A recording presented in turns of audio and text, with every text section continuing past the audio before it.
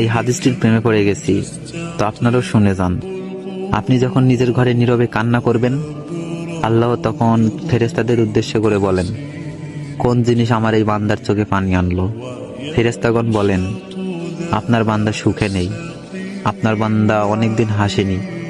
এই বলে ফেরেশতাগণ কান্না করতে থাকেন এবং আল্লাহকে বলেন, হে আমার রব, আপনি তো জানেন আপনার এই বান্দার হৃদয়ে কি রয়েছে, অতএব আপনি তার জন্য সবকিছু সহজ করে দিন।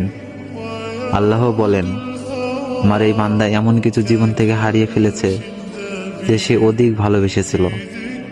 অতএব আল্লাহ বলেন, আমি শপথ করছি, আমার বান্দা যা তার জীবন থেকে হারিয়েছে তার চেয়ে উত্তম জিনিস আমি তাকে এনে দিব, যা দেখে দুনিয়া ও আখিরাতে সবাই বিস্মিত হবে।